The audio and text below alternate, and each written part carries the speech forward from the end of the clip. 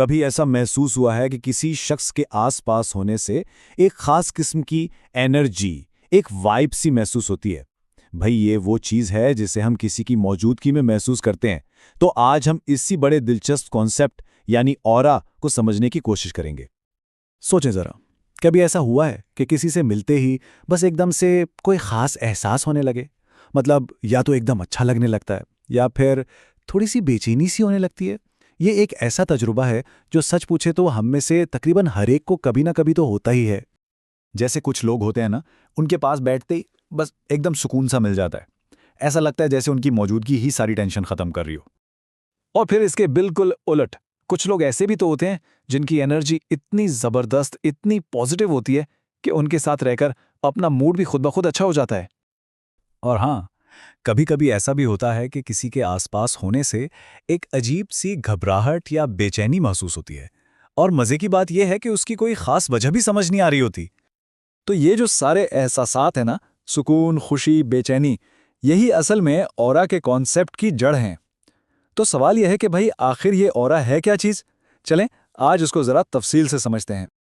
अच्छा, तो ऑरा क्या है? बहुत ही आसान लफ्ज़ों में समझें तो ये वो मजमूई वाइब या एनर्जी है जो किसी भी इंसान से निकलती है।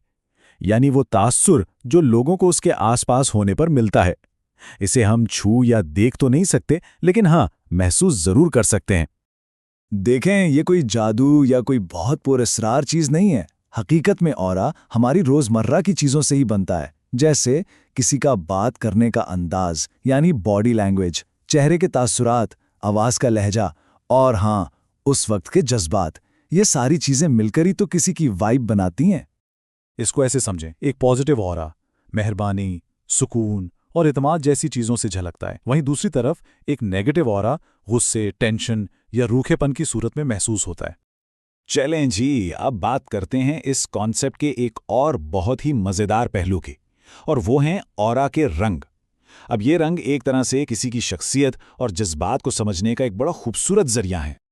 अच्छा, आगे बढ़ने से पहले एक बहुत ज़रूरी बात, ऑरा के रंगों का कोई साइंटिफिक सबूत मौजूद नहीं है, ठीक है? लेकिन हाँ, ये अपने जज्बात और शख्सियत को समझने के लिए एक बहुत कारआमद जरिया ज़रूर हो सकते हैं। तो जैसा कि यहाँ नज़र आ रहा है, हर रंग एक ख़ास किस्म की एनर्जी से जुड़ा हुआ है।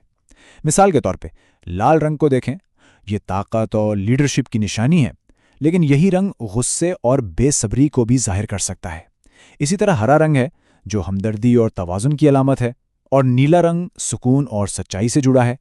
और सबसे दिलचस्प बात यह है कि हर रंग के पॉजिटिव और नेगेटिव दोनों ही पहलू हैं। और ये देखें, ये तो बहुत ही मज़े की बात है।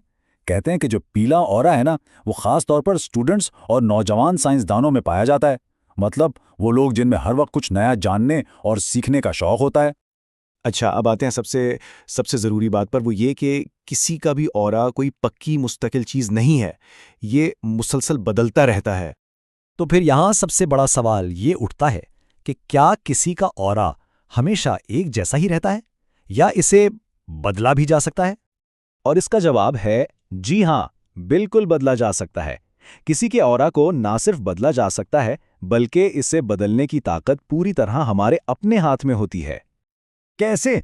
देखें, हमारा मूड कैसा है, हमारी सोच कैसी है, हमारी सेहत, हमारा कॉन्फिडेंस लेवल और सबसे बढ़कर हमारे काम, हमारे एक्शंस, ये वो सारी चीज़ें हैं जो सीधा-सीधा हमारे ऑरा पर असर डालती हैं और इसे बदल सकती हैं।